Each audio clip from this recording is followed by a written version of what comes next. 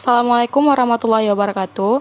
Perkenalkan, kami dari kelompok 1. Nah, di sini kami akan membahas presentasi hasil diskusi kami yang berjudul Dampak Hambatan Penglihatan Terhadap Perkembangan Kognitif dan Inteligensi Anak. Nah, di sini juga kami akan membahas beberapa rentang usia anak, yaitu ada 5-6 tahun, 7-9 tahun, 10-12 tahun, dan 13-15 tahun.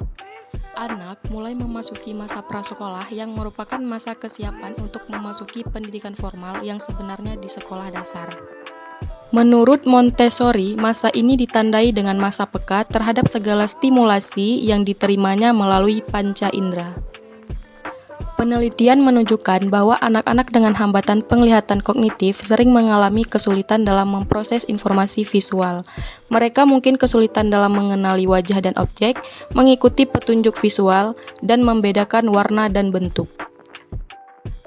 Pada usia 7-9 tahun, berdasarkan teori Jean Piaget, anak mulai dapat berpikir secara logis terhadap pengalaman yang telah dilalui dan dalam menyimpulkan sesuatu. Pada tahap ini, anak sudah mampu mengklasifikasi sesuatu. Hanya saja, anak belum mampu menghadapi permasalahan yang bersifat abstrak. Pada usia 7 tahun, anak mulai dapat mengingat hal yang bersifat konkret. Berdasarkan hasil penelitian Setia Rani dan Sucia di tahun 2018 bahwa terdapat perbedaan perkembangan terhadap anak yang memiliki hambatan penglihatan dalam rentang usia 6-12 tahun. Pada umumnya, dalam proses perkembangan anak dengan penglihatan awas, orang tua dapat memberikan kebebasan anak dalam mengeksplorasi. Tetapi bagi anak yang mengalami hambatan pada penglihatan, tentu mereka tidak cakap dalam melakukan hal tersebut, dan hambatan yang dialami anak akan berdampak terhadap perkembangan fisik dan psikis anak. Anak pada usia ini mulai dapat berpikir konkret dan menyelesaikan permasalahan berdasarkan apa yang diamati, tetapi bukan berarti anak dengan hambatan penglihatan tidak dapat melakukan hal tersebut. Berdasarkan penelitian, terdapat faktor yang mempengaruhi prestasi anak dengan hambatan penglihatan, yaitu faktor internal, terdapat intelijensi, motivasi, kepribadian, dan bakat. Selanjutnya, faktor eksternal, yaitu lingkungan. Perkembangan tersebut sesuai dengan baik tidaknya pola asuh yang diberikan oleh orang tua. Pada dasarnya, perkembangan kognitif yang terjadi pada anak tunanetra sama seperti perkembangan anak pada umumnya siswa sekolah dasar atau SD yang umumnya sekitar antara 6 atau 7 tahun sampai 12 atau 13 tahun.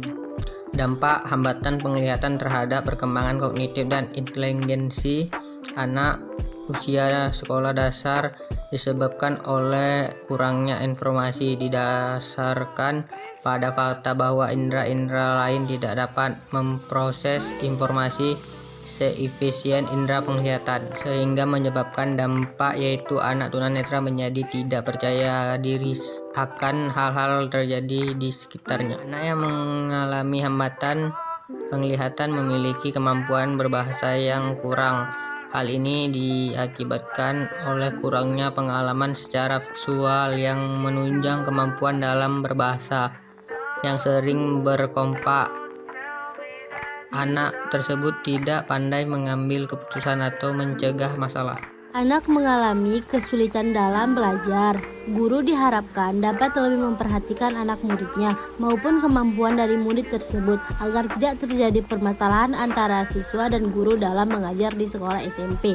Untuk mengatasi miskonsepsi tersebut, dilakukan pembelajaran dengan metode konflik kognitif yang disertai dengan demonstrasi dan diskusi. Sehingga untuk hasil tes evaluasi pemahaman konsep siswa yang dilakukan setelah pembelajaran terjadi penurunan persentase miskonsepsi untuk pokok materi tersebut. Saat ini proses belajar yang dialami peserta didik baru sampai pada pengembangan kemampuan berpikir yang mandiri. Anak tunanetra mendapatkan pengajaran baca tulis braille pada tingkat sekolah dasar. Anak tunanetra adalah seseorang yang mengalami gangguan dan hambatan penglihatan setelah diperiksa ketajaman jarak pandang dan derajat sudut pandangnya serta tidak dapat berfungsi dengan baik meskipun telah menggunakan alat bantu yang cukup. Metode pembelajaran yang paling banyak digunakan adalah drill atau pengulangan dan latihan kepekaan jari, tangan atau taktual. Perkembangan kognitif dan intelijensi yang terjadi sesuai fase-fase umur berdasarkan teori dan hasil penelitian terhadap anak yang mengalami hambatan penglihatan tentu memiliki kesulitan-kesulitan yang berbeda dikarenakan setiap anak memiliki proses yang berbeda untuk berkembang. Hambatan terhadap perkembangan yang terjadi memerlukan penanganan khusus dalam membantu proses perkembangan tersebut. Bagi mereka yang memiliki kesulitan dalam sesuatu, sulit bukan berarti mereka tidak bisa, hanya saja memerlukan faktor pendukung untuk mencapai apa yang mereka inginkan.